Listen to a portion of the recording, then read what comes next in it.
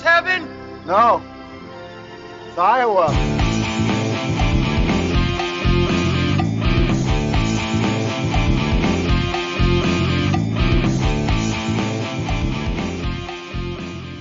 Hey, Ben. Just wanted to say that I know sometimes on here we argue, but I wanted to tell you that I think you make a lot of really good points. Wow. Wow. Thanks, man. Thanks, Eric. That's a really mature of you to say. I appreciate that. Yeah. You get in some good shots when we're on here. Make a lot of good points. But I just wanted to say, you never got me down, Ben. You never got me down. You never got me down, Ben. Never got me down. Never got me down. Never got me down. Oh, this bit is getting me down. Are you done? I'm not sure. You want to know why? Because I heard things, man. I heard things, Ben. I heard some things. I heard some things, Ben. I heard things. I heard things, Ben. I heard you were about to shut up. Up next on the Pot of Dreams, it's Raging Bull. The Bronx Bull, the Raging Bull. Let's hear for the great Jake Lamotta, ladies and gentlemen. I'm the best. I can take him more than anybody. You're dead, you're married. Leave the young girls for me. There's no way I'm going down. I don't go down for nobody.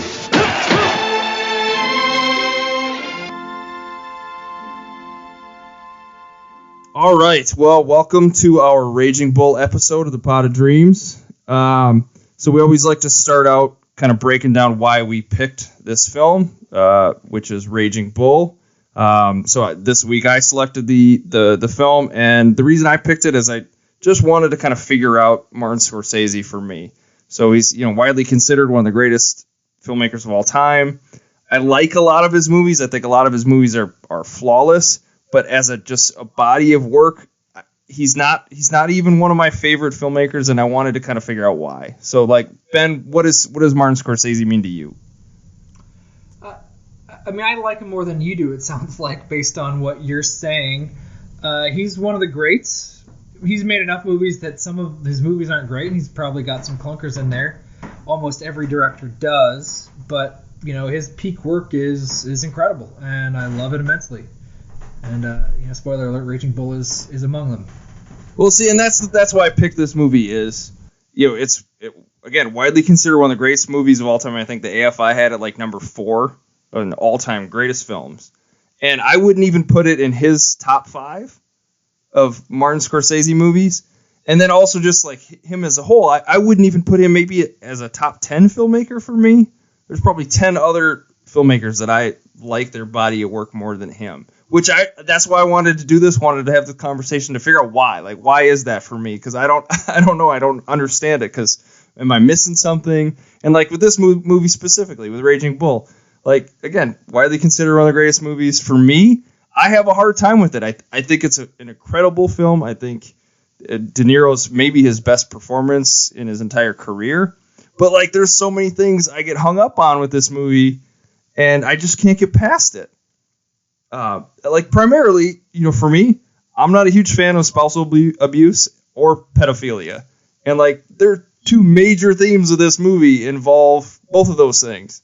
And I just have a hard time watching that in a movie. Does that stuff not bother you? So let's talk about the tone. So that stuff and what it means to the film and the tone of the film and how the film thinks the character, because that's going to be the meat of where I think you and I disagree. I'm not a fan of spousal abuse either, Eric. I'm against it. I don't care who knows it. I am strongly against it. Well, that's good to hear. I feel, though, I watch Raging Bull and I think, so is Raging Bull. We see a character who is awful, and you could probably rename this movie Toxic Masculinity, the movie, because he is the creme de la creme of just purely toxic masculinity. He's like one skill, one thing he can do. It's useless outside of a boxing ring. I don't think the film admires his domestic abuse. I think his domestic abuse is pathetic and embarrassing, and the film absolutely covers that. His pedophilia is awful, and I don't think the film celebrates it or thinks it's a good thing. 40-minute stretch of watching him seduce a 15-year-old girl. Like that to me, It's you don't uncomfortable. Okay, the other piece of it too. I guess this time I'd seen this movie before. This time I kind of focused a little more on kind of following it and trying to break down like what I thought about it. And I think the thing that kept ringing through my head is like, this is supposed to be a true story, right? Or it is. I mean, it's a true story.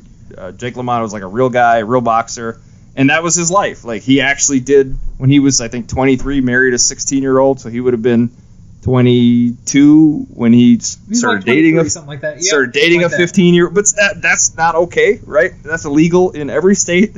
I'm pretty sure right now, and like a 23-year-old should not date a 15-year-old and seduce her the way he did. It's awful, but it happened, and I guess that's part of it. Like this is a true story. It's based off of a real life. But I think that for me, like with Scorsese, a lot of his movies involve awful, terrible characters at the center. But I just don't always think he hates them the way you're saying he does. Like I think there feels like there's a bit of admiration towards Jake LaMotta from Scorsese's perspective. Am I wrong? Maybe I'm wrong. But like Wolf of Wall Street, which Scorsese's head. I just look at that film, which obviously it's in black and white except for one like home movie sequence. It's interesting to me. This is a movie that takes place mostly in the 40s and 50s. It was like shot in 1979 or whatever. It doesn't look like a movie from the 40s or the 50s. It doesn't look like a movie from 1980. It looks sort of timeless. But when I look at the tone of the actual film itself, regardless, I mean, probably Scorsese admires the guy who decided to film a biopic of sorts, I guess. But the film seems to take a very neutral tone towards its protagonist. It starts off with that shot where he's reading the weird faux Shakespeare thing in the back room with his bloated, gross face. Yeah, that's entertainment. Yeah. Yes. And it almost feels like, for a brief moment, like a talking head documentary. Like we're seeing him in the quote-unquote real time, and then it flashes back to how he got there. Almost like we're seeing a documentary. It feels very neutral to me when I watch it. I definitely don't think the movie is celebrating pedophilia, their relationship, his domestic abuse. I think it feels like it's documenting it. It's observing it. It's probably not condemning it. I don't think you could say that it does enough to condemn it. Could you make a movie about him and not have that stuff in there, or would that be just sort of like whitewashing his life because that stuff happened? Yeah, I mean, I don't think the film makes the domestic abuse understandable or justified. It feels like it's giving you very neutral context, and you look at it, and it's clearly awful. He's clearly a lunatic. Every instance of him is just to spar. It's a battle. He only knows how to take punches and throw punches. That's literally his only skill. Every conversation is just verbal battle. And it's not like an exchange of wits. It's not like witty repartee. It's just he repeats the same thing over and over and just hammers it home. And other than Joe Pesci, nobody else ever seems to ever be able to convince him of anything. And it's pitiful. He has no other skills in life. Anyway, I don't know. I look at the context, and I don't think the film is happy about it. I don't think it thinks it's great. And yes, I was wondering how true the relationship was. It was like, oh, yeah, he met her when she was 15 and he was married at a community pool in 1947 or whatever it was. Which is, I mean, you could make like a Catching a Predator episode like off of what he does in this movie. Like he's a creep. He's awful. Traps her, brings her up to his place, like offers her alcohol. Like it's awful what he does. Like absolutely atrocious. I watched this movie and I think the guy is pathetic and a loser throughout the whole thing. The flip side of that is like Jake LaMotta was literally one of the greatest boxers in the history of boxing. Like if you look at his record and the real guy, like he's I think a Hall of Fame boxer. Had this amazing record. He won the title like at an era and time where guys like him weren't winning boxing matches anymore. And so is that part of it too? Like that he was this sort of fabled New York boxer from I think Scorsese's from the Bronx, probably grew up hearing about this guy and wanted to make a movie about him. So there has to be a little bit of admiration towards him. I already said that, right? I mean, this was Scorsese's one of his dream projects, and he thought it was going to be his last movie. And he put a ton of energy into making this movie work. So I don't doubt that he admires him, but I don't really care about Scorsese's motivations overall. I mean, when I look at the film, I don't see a movie that admires him. The things that make him a great boxer make him an absolute god-awful human being. And that's apparent. Like, what I was going to say, like with Wolf of Wall Street, it is clear he hates everybody in that movie. Like, and he hates stockbrokers, he hates the stock market, like, they don't make anything, they just feed off of other people's wealth. Like, that is clear in that movie. And I think Goodfellas, too, there's a lot, like, the gangsters he doesn't idolize them. They're awful human beings. But this movie, and some of his other movies, I don't think it's as clear. And maybe that's just because it's a true story. And that's the other thing that I realized with Scorsese. Like, almost all of his movies are, like, based off of real people, which is kind of surprising to me. I didn't realize that. Maybe that's also part of it, too, with me, is, it's not total fiction. This is pretty real, and the characters in these movies are real people. But, yeah, I guess just this is the kind of movie where I'm not 100% clear what I'm watching. Is like, am I supposed to hate this guy? Like, he's doing awful, awful things, but then he films his boxing like he's Rocky. I mean, that's the other piece of it, too, is like, this is 4 years after Rocky. Very similar character, Rocky and Jake LaMotta. So is he trying to say, like, this guy's the next Rocky, or this movie's the next Rocky?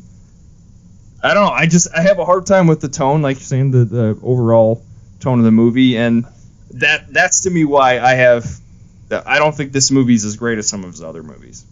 Oh, see, well, I don't have the same problem because, you could be upset that the movie doesn't do enough to say this guy is awful and make it very clear that everything he's doing is wrong and he's vile.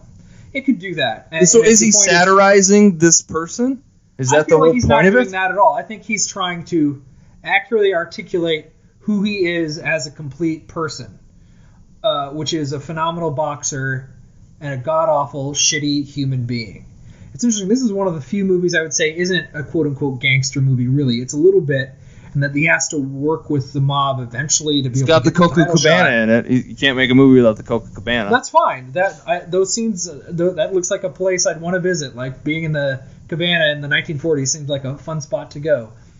But it isn't quite like there's just not the sense of family. See, and I have a different reaction to some of the other ones. Like, I see Goodfellas, and we kind of like the characters in a way that we don't ever with Jake LaMotta. You see those guys, and they're funny. Fun. It's and fun. Joe Pesci. I mean, I could have a whole conversation on Joe Pesci, but he is so different in this movie. You're right. If you compare his character in Goodfellas to his character in this movie, like, it's night and day. He's not this likable, funny mass murderer. He's kind of an enabler. Are fun to hang out with. That first act of Goodfellas, it's fun. It's cool. It seems cool. But all his movies, Casino's the same way. Casino's the same way. Casino starts where it's this like wild ride of these guys taking it against the system and getting rich, and then their lives fall apart. And Wolf of Wall Street's the same way too. Sure, Age of Innocence, which you haven't seen, it's like a different kind of gangster movie. You could argue a lot of these are still gangster movies. Like Wolf of Wall Street is a different kind of gangster, but they're also gangsters and thugs, just white collar. The criminals, yeah. And Age of Innocence is about these really rich people, and they're really I don't remember if it's late 19th century, but there's a whole code of ethics, and it works differently, but there's still all this nuance in terms of like dinner parties and what you say to whom. And it's this just kind of nightmarish world that looks really pretty and glamorous on the front end. And then it's got Daniel Day-Lewis in it. I do recommend Age of Innocence. If you're going to watch a movie like a costume drama, one by Martin Scorsese is probably more appealing. Isn't Michelle Pfeiffer in that too? I think so. I think she's not quite considered to be and it doesn't matter. We're getting sidetracked. But I think it's very neutral in a way where it is totally different tone-wise. It's flat. I feel like it's flat. Well, I mean, it's not flat. It's shocking. There's just so many shocking. Like, it's like, oh my god! Like, when he creeps up on the 15-year-old, I'm just like, what is fuck is happening? I feel like it's documenting the gross stuff, though. It's not adding. He just punches his wife in the face because she like burnt the steak. It's like, what is happening here? Like, this is insane. He's a lunatic. He doesn't have any other skills. It's absolutely something that he did, and this character does and would do. So yeah, you couldn't do a story about Jake LaMotta without covering how awful he is as a human being, which is a big chunk of the movie. And maybe you could say, hey, don't cover this guy at all. We shouldn't give him any attention. Okay, that's a different argument. You're just saying don't make the movie at all. If you're going to make the movie, I feel like the tone it's just very nebulous.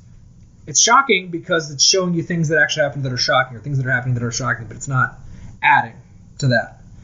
Like the black and white is a super interesting choice to me, and I think it neutralizes. Well, if this movie was not, if it was in color, the amount of blood that he's using in these boxing matches, I mean, I don't know what rated R, if he'd even be able to get a rated R rating on that. Maybe that was part of why it was black and white. I don't know. Oh, that could be. That's a reasonable hypothesis. That's interesting.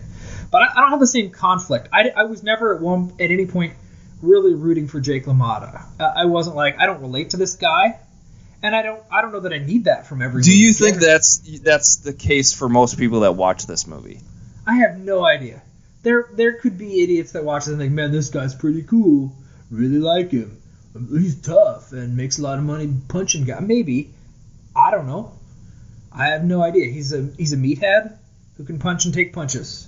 He has no other skills, can't communicate, can't get along with anybody, super insecure, an absolute lunatic. I mean, every second you see him not in a boxing ring, he looks just overwhelmed and out of his element. Well, that's where you're saying, basic themes of this movie, just sort of like male aggression and toxic masculinity. It's just about the male ego and jealousy, and I mean, all those things I think are interesting ideas when you think of a boxer and what his job is just punch people in the face and take a punch. And he certainly covers that. I think it's interesting. I just watching this movie, it's like, I don't enjoy it. There's something about it. Really, it's disturbing to me. And I don't know, maybe it's supposed to be disturbing, and that's the whole point of it. But that's why I don't think it's as great as some of his other movies, there's disturbing shit in Goodfellas. Don't get me wrong. Like, that movie is disturbing as hell. But, like, I enjoy watching that movie a whole hell of a lot more than I enjoy watching that. Oh, see, I enjoy this more because, more than anything, it's just incredibly pretty to look at. It's framed so immaculately. It's shot so well. It feels timeless and super interesting. It is crazy. 1980 is when it came out. I was like, wow, doesn't even seem possible. Because you're right, it feels out of time.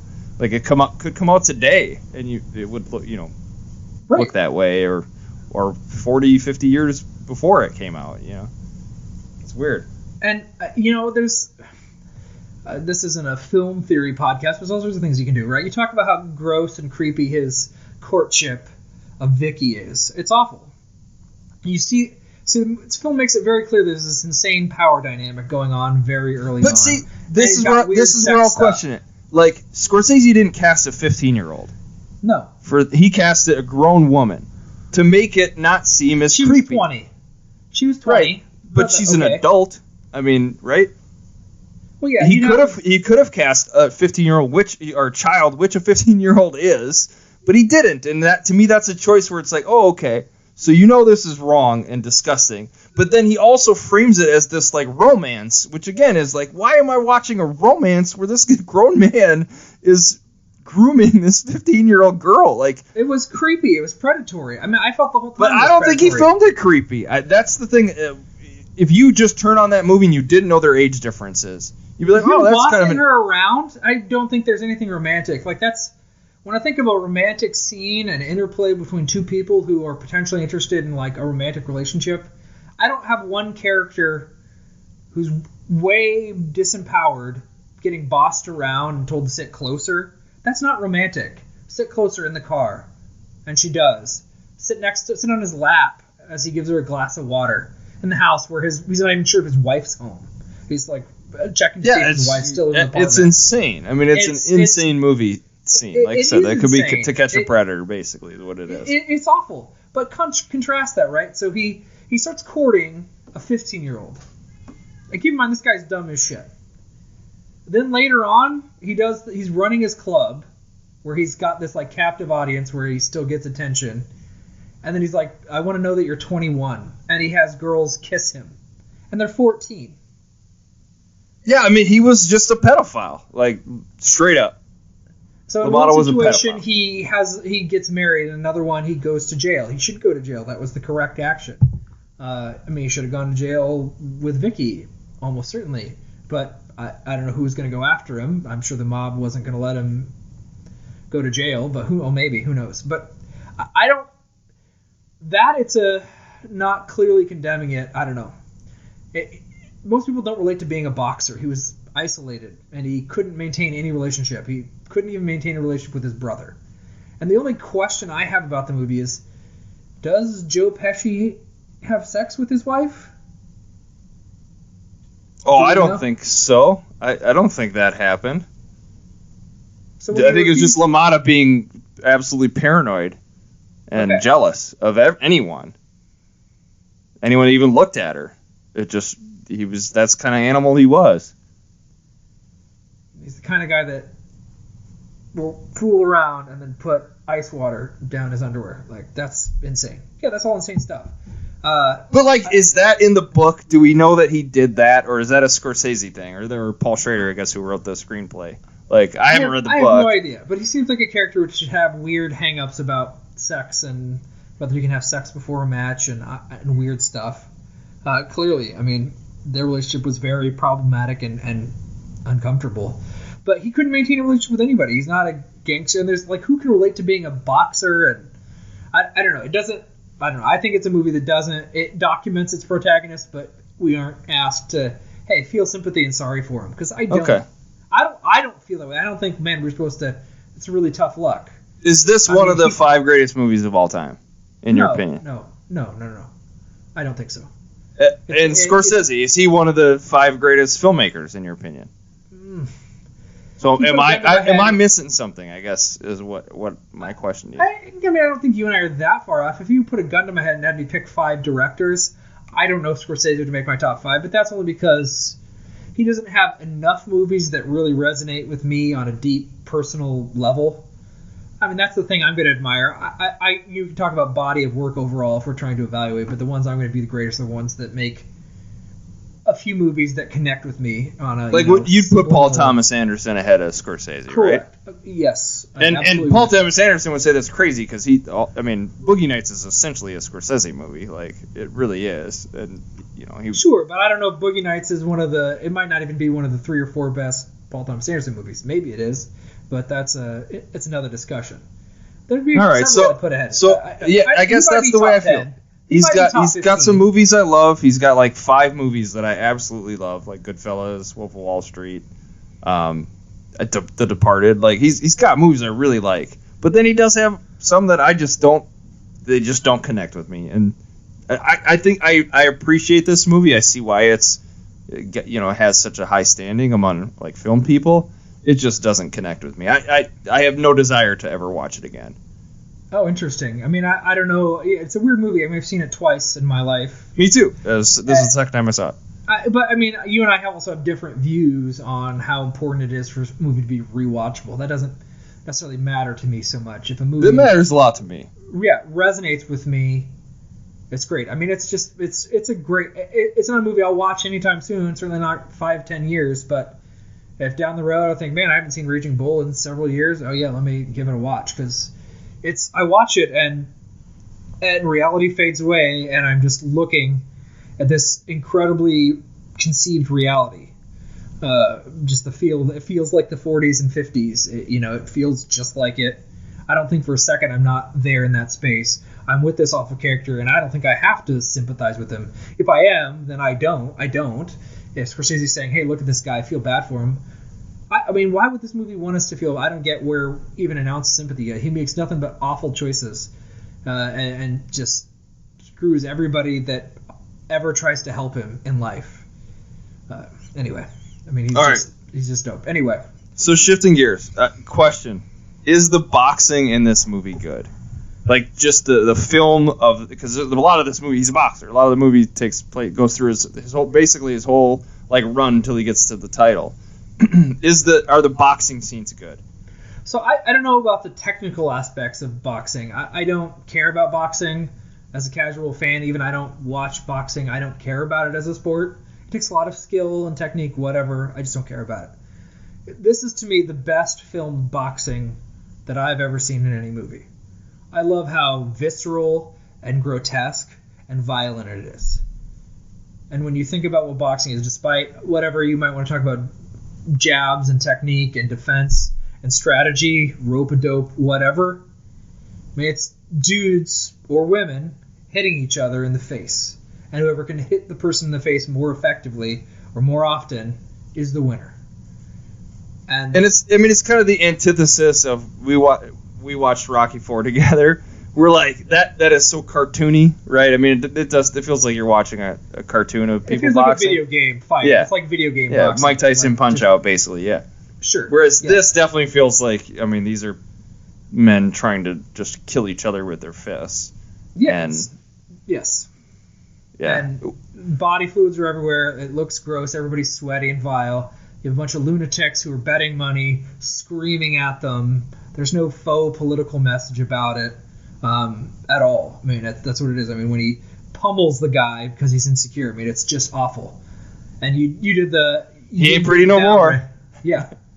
When you get the, I don't know, you never got me down, Ray. You never got me down.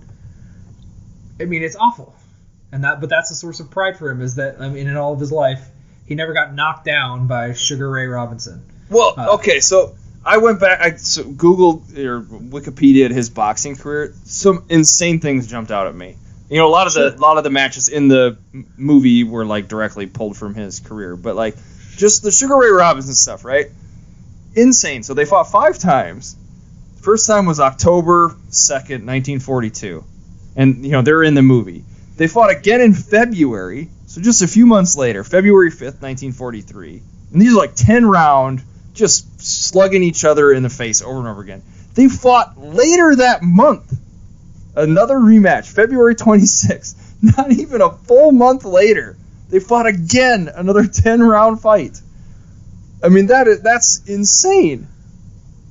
And I think that's the one that never knocked me. No, that's the one where he's going to go to the army. So that's why Lamotta says they gave him the match because he was going to join the army the next day. But insane. So then they fought a year later, and then another year after that. But I mean, it's to think of that, like guys boxing in the same month as a rematch, like that would never ever happen again. Like in terms of like brain injuries or whatever, like. Holy crap! I mean, yeah, that guy's got some concussions for sure.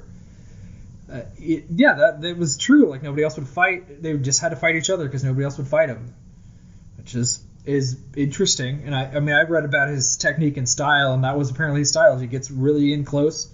He takes a beating, and he just tries to dish out more than he takes. He can take a lot of punches, and he gets in close, and it's just we're going to exchange punches. I'm not going to do any defense at all. Like that, not putting his gloves up and defending, that was a real thing. I don't know. It's crazy. But I mean, Creed, I think, has better, like, just straight boxing. Like, the filming of the boxing, it just looks more realistic and it's more entertaining. But this movie is more of an artistic statement, right, about the brutality. And, it feels gladiatorial, right? I mean, it feels like it could be ancient Rome. I mean, isn't there, like, in one scene, there's some, like, sound effects stuff going on, maybe in the last fight scene that he has where it's like a lion roaring. I thought I remember some like weird sound effects while he was fighting. When blood sprays on like people in the crowd and it's just you hear the splotching and the spraying and it's like these are 2 bags of water smacking the crap out of each other, oozing body fluids. I mean I've not seen Creed, so maybe it's awesome. I mean, the fighter has good boxing from my recollection. It's been a while since I've seen that, but this is more captivating to watch in this movie.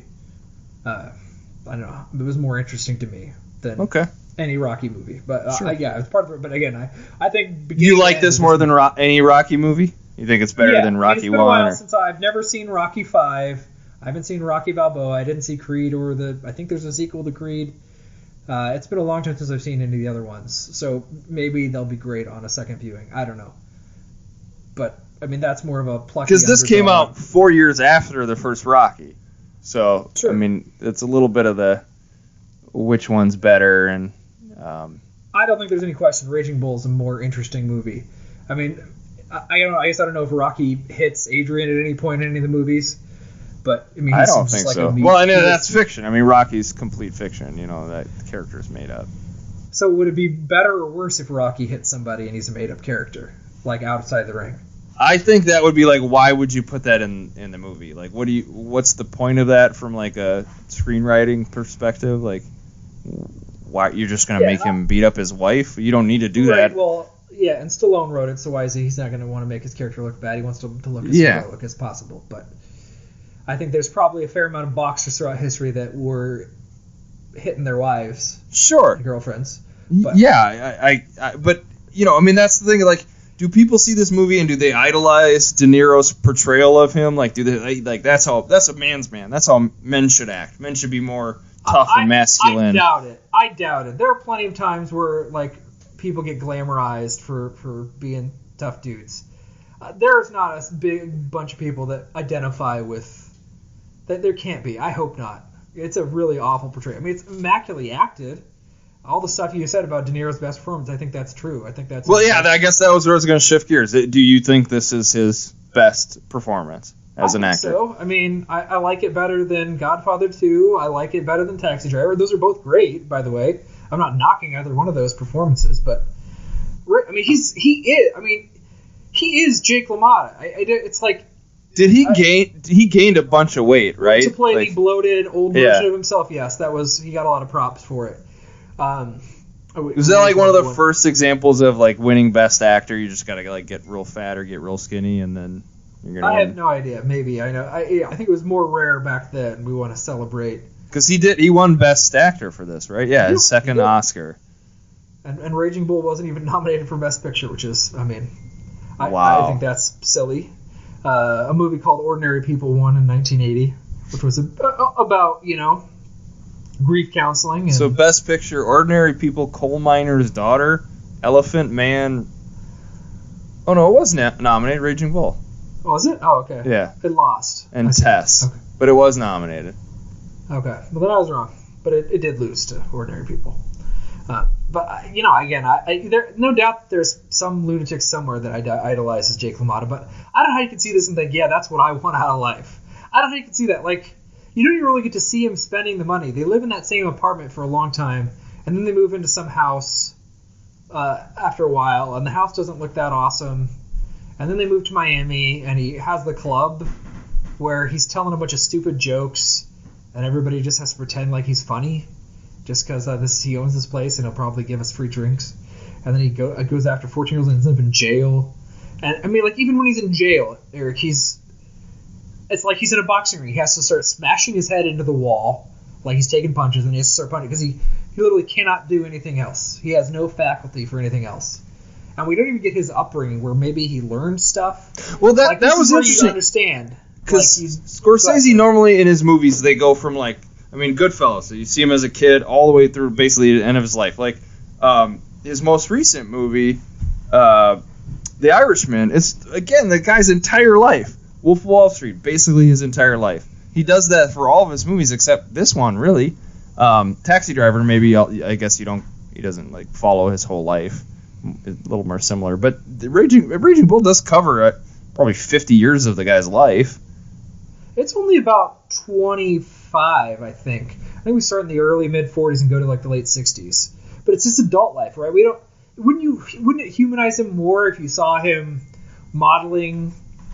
Like, if his dad beat his mom and, this is how he learned to be such a piece of shit.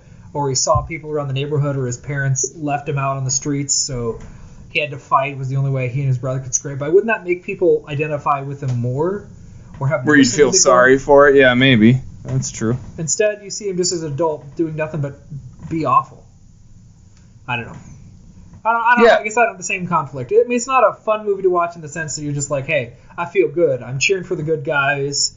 And they're going to have some challenges along the way, but ultimately they're going to take out the bad guys. I just wonder, like, when Scorsese, he's pitching it to De Niro, he's like you're going to play one of the worst, literally one of the worst humans in, like, movie history.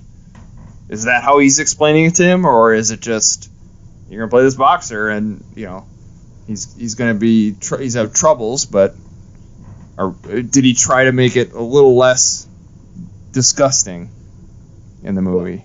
Well, so here, now that's a weird philosophy of acting, right? How much does Jake LaMotta resent himself or feel bad? How much does he think he's the victim? How much does he understand and accept as his responsibility? How much does he understand about his own insecurity? Well, probably none. I mean, based off of the way he never lost a fight that he should have. I mean, every time he lost, there was always some other reason, and him getting arrested, it was never his fault. So I'd imagine he never thought he was doing anything wrong. Yeah, most characters are like that. So you wouldn't want to play somebody who's like maniacally evil. Like, I know I'm awful and I'm just reveling in it. He probably doesn't understand on a fundamental level what's going on. He goes back to his instinct. He's just really worried that his wife is cheating on him, and the only thing he knows how to do is to berate verbally and then hit. And he just probably doesn't have the faculty to understand why he's awful. I'm sure he's never gotten counseling and never reached the conclusion, oh, I understand now. I was acting out some deep-rooted insecurities and taking it out on my wife, but it wasn't her fault. That doesn't happen. And I also don't think he's walking around thinking, I'm so evil, ha ha ha ha ha, I love doing this. He probably just doesn't understand his own psychology, I would guess. But if you're playing a character, you got to try to do the character's perspective. This is a person. What was the person's perspective? Like, if you were playing Adolf Hitler, you could play him straight up evil, but Hitler thought he was doing a good thing. Hitler thought, oh, this is awesome. I'm doing such a great thing. He's a piece of shit. He's vile. He's terrible. But he didn't see it that way. He thought he was doing something grand. Jake LaMotta probably thought, hey, yeah, I'm just trying to become the champ. And my brother made me take a dive. He has that whole thing about on the waterfront. Probably feels like a victim. My brother wasn't watching out for me, even though his brother, I thought, did the best that he possibly could. I thought his brother had Jake's brother, Joe Pesci, had to deal with his brother being a lunatic and did everything he could to try to. Wasn't that just the line from On the Waterfront? It's directly taken from that. Yeah, he just was quoting the line. Yeah. Yeah, and it's very clear. To me, his character thinks, "Man, my brother didn't watch out for me," even though I don't think that's a reasonable conclusion. I think Joe Pesci, aside from yelling at his wife and kids and a bunch of other personality flaws his character has, he's trying to do right by his brother and his brother's career. Like, he did his best. Like, this is what we got to do. You don't want to have to work through the mob. These are the choices we're going to make. You're going to have to make this wait. This is the only way to do it. Okay. Tried to keep him from murdering his wife. I don't know.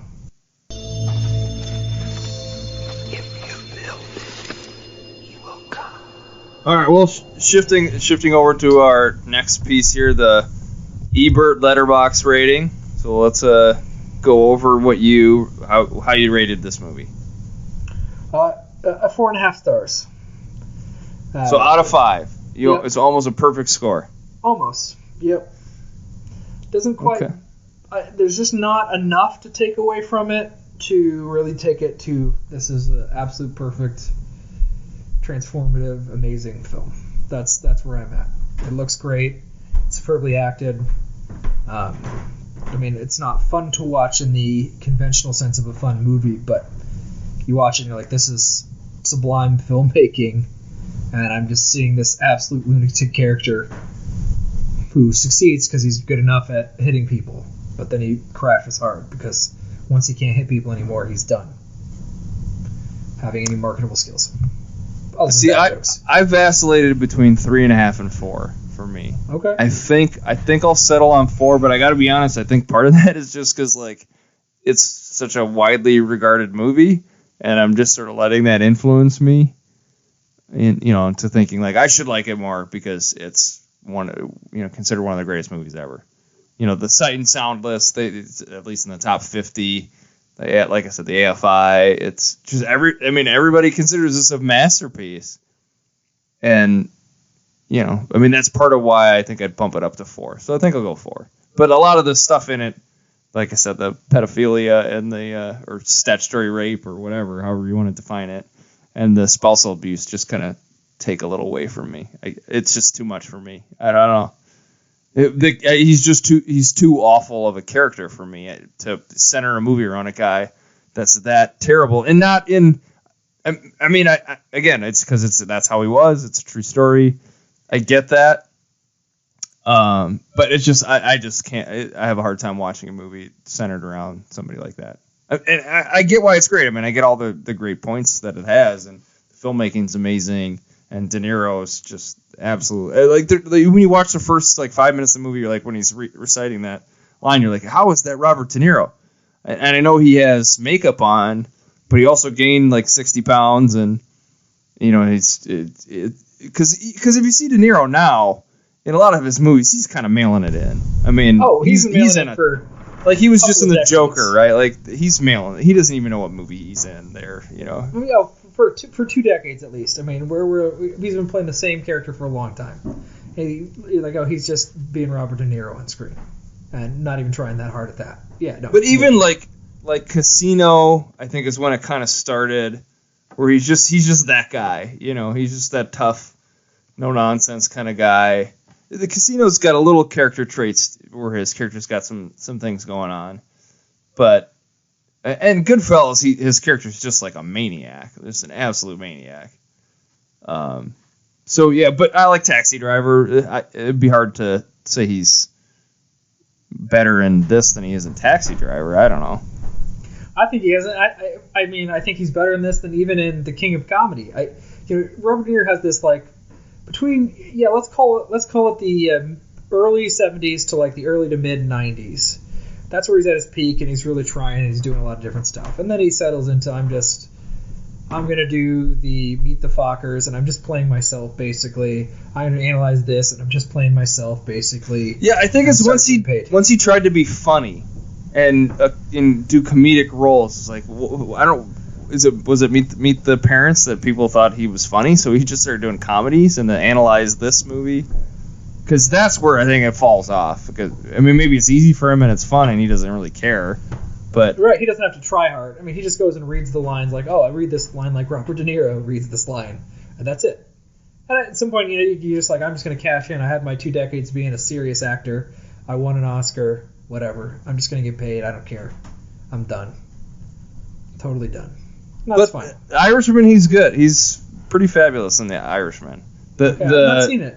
De-aging stuff doesn't work so well because his body is like an old man and his face just looks young and he can't move like a young person. But his performance is pretty good because it covers his whole this guy's whole life. And it's kind of sad because a lot of that movie's about getting older, and it's made by guys getting older. So it's kind of an interesting thing.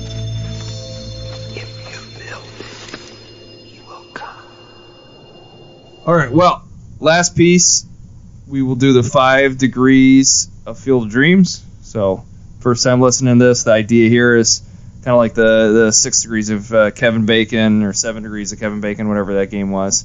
But we're connecting the film we watched, Raging Bull, with Field of Dreams, the greatest Iowa sports movie ever made. And to make it more complicated, we just wanted to do 5 total movies, so rather than just trying to connect it in the shortest amount of steps. It's 5 movies. You connect the actor, and they have to match up with the movie you pick. And would you like to go first, Ben? Sure. So start with Raging Bull and get back to Field of Dreams. So Raging Bull's got a guy named Robert De Niro in it, and Robert De Niro is also in The Godfather Part 2 with Robert Duvall. Robert Duvall is in The Natural with Robert Redford. The Natural is a baseball movie from the mid-'80s.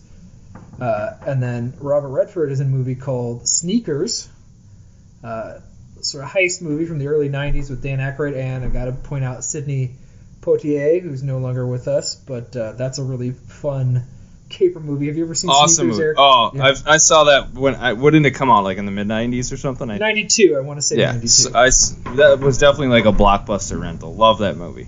So yeah, good. I think we got it at some point too. I didn't know anything about it. I was probably skeptical, and I watched it and I was like, man, that was just really, really, really fun. That's a movie I've not seen in a long time, but I thought it was really fun.